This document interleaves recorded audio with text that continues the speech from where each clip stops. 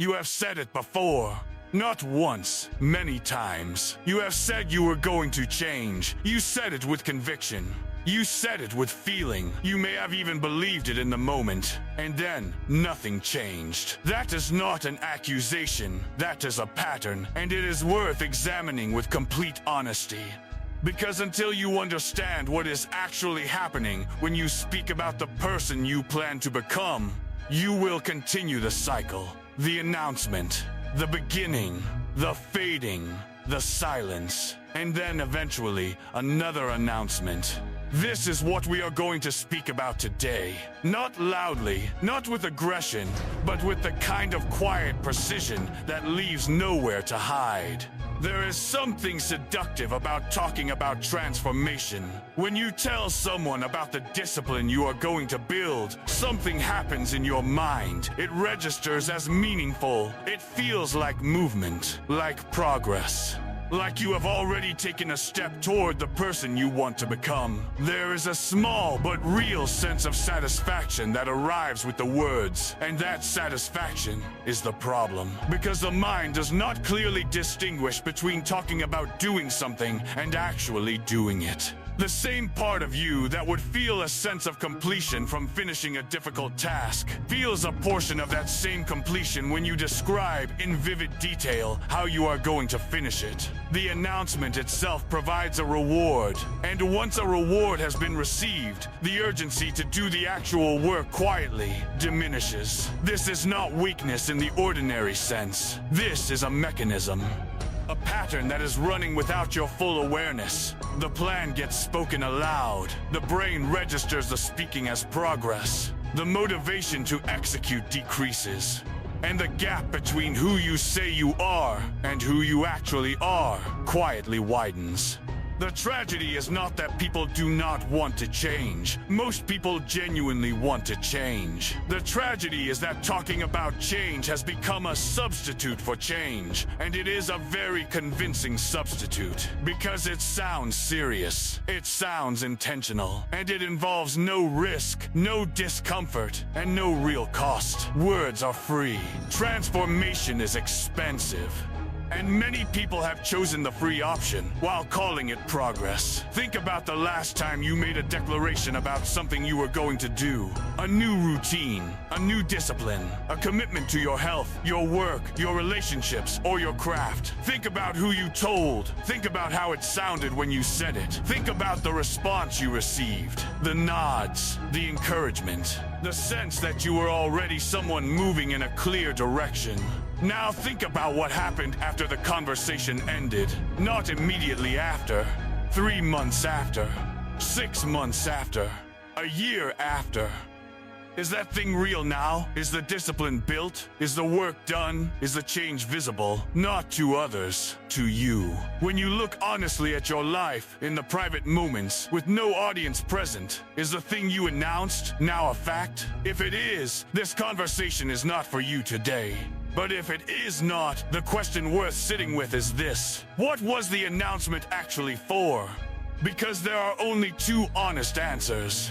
The first is that you believed it when you said it, and then discovered that the distance between intention and execution is far larger than the words suggested. The second is that some part of you knew, even as you spoke, that the speaking was easier than the doing, and the speaking was what you were actually choosing. Neither of those answers deserves judgment, but both of them deserve honesty.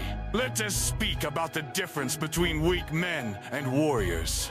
And understand clearly, before we go further, that this distinction has nothing to do with physical strength, nothing to do with size or aggression or the willingness to fight, nothing to do with masculinity in its conventional shallow sense. A weak man, in the truest sense, is a man who has outsourced his transformation to his own words. He lives in the language of becoming.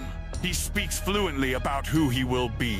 He has plans. He has visions. He has intentions of remarkable clarity and ambition.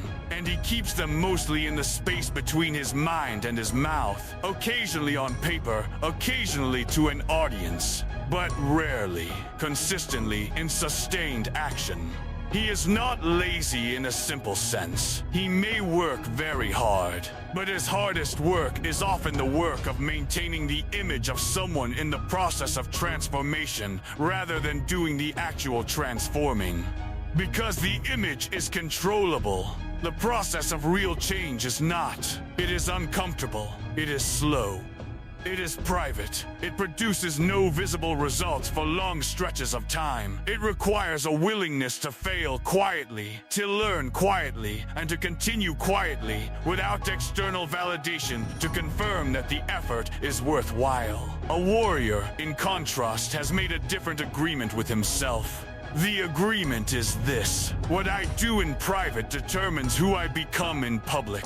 Not what I say, not what I plan, not what I intend. What I do, consistently, quietly, without needing anyone to witness it, without needing the work to feel significant in the moment, without waiting for motivation to arrive before beginning. The warrior is not louder than the weak man. In most cases, he is considerably quieter. He does not need to announce his direction because he is already moving in it. He does not need to explain his discipline because the results of his discipline speak with a clarity that words never could. He is not performing transformation, he is undergoing it. And the difference between those two things is everything. Execution is the only language that cannot be faked. You can fake a plan, you can fake an intention, you can fake a commitment for a period of time with sufficient skill and practice. You can present yourself as someone in motion while standing completely still. Most people around you will not know the difference, at least not immediately. But you will know. And more importantly, the results will eventually make it visible to everyone. There is a kind of person who has become expert at the performance of effort. They speak the language of discipline. They consume the content of self-improvement. They post about the journey. They use all the right words. They have read the books. They know the frameworks. They understand the concepts in complete detail. And yet, nothing is actually different about their lives. Not in the ways that matter. Not in the ways that require sustained, uncomfortable, unglamorous action over long periods of time. Because consuming knowledge is comfortable. Performing ambition is comfortable. Talking about transformation is comfortable. And actual transformation is not comfortable. It is not interesting. It is not photogenic. It is not the kind of thing anyone applauds in real time. It is repetitive. It is quiet. It is often boring. It requires doing the same fundamental things correctly and consistently on days when you feel energized and on days when you feel nothing, on days when the results are visible and on days when no evidence exists that the effort is working, on days when people around you understand what you are doing, and on days when they do not. On days when you believe in the direction, and on days when you seriously question it. That is what execution actually looks like. Not the highlight, the habit, not the announcement. The action, repeated without ceremony until it becomes who you are. Identity is not a declaration. This is something most people have backwards. They believe that if they can simply decide to be a certain kind of person, they will become that person. If they can clearly visualize the identity, claim it strongly enough, speak it into existence with sufficient conviction, reality will conform to the image. But identity does not work through declaration. Identity works through accumulation. You do not become disciplined because you decide to be disciplined. You become disciplined because you make the disciplined choice. And then again. And then again. On the day it is easy, and on the day it is hard, and on the day it is somewhere in between, and on the day you do not feel like a person capable of discipline at all. Each of those repeated choices deposits something. Not visibly, not immediately, The account grows slowly, without fanfare, without a clear signal that anything meaningful is happening. And then one day, under pressure, when the easier choice is immediately available, you make the harder choice automatically. Without effort, without debate, without needing to convince yourself. That is when you know the identity has actually been built. Not because you announced it, but because it is now the default operating mode of a self that was constructed quietly through accumulated action. Every person who has genuinely transformed their life understands this. The transformation did not arrive the moment they decided to change. It arrived slowly, invisibly, through thousands of small decisions that no one else witnessed and that produced no immediate reward. The declaration was just the beginning of a very long, very private process.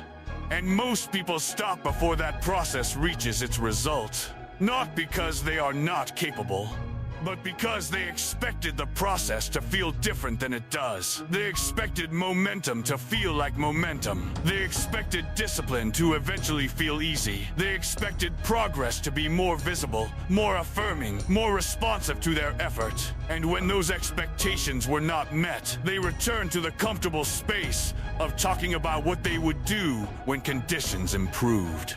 Conditions do not improve before transformation. They improve because of it. Sacrifice is a word that is used frequently and understood rarely.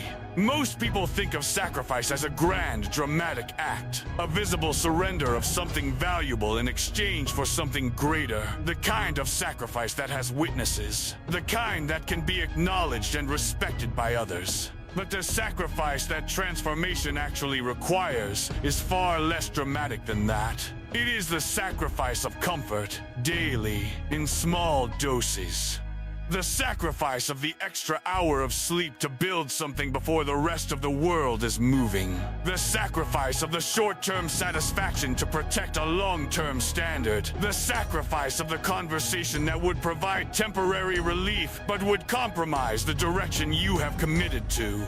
The sacrifice of being understood in the short term in order to be undeniably clear in the long term. These sacrifices are invisible. No one applauds them. No one even notices them in most cases. And that is precisely why most people do not sustain them. Because human beings are social creatures, and social creatures are drawn to behavior that produces social recognition. Behavior that happens in private, that produces no recognition, and whose results will not be visible for months or years, runs directly against some of the most powerful instincts we carry. And yet, every person who has ever built something real understood that this invisible sacrifice was the price. Not a price paid once, in a single dramatic moment. A price paid repeatedly, quietly, indefinitely. Not until the work is finished, but until the work becomes who you are. Until the sacrifice is no longer a sacrifice, because the standard it protects has become the only standard you can live with. That is the territory of real transformation. It is not glamorous. It is not shareable. It is not something you announce on a day when motivation is high. It is something you build in the dark. Over time, without anyone watching, and without needing them to. Let us contrast two people clearly, not as a judgment, as a study. You have that capacity. Every person reading this has that capacity. The question is simply whether you will stop talking about it and start. If this reached something real in you today, comment, I transform.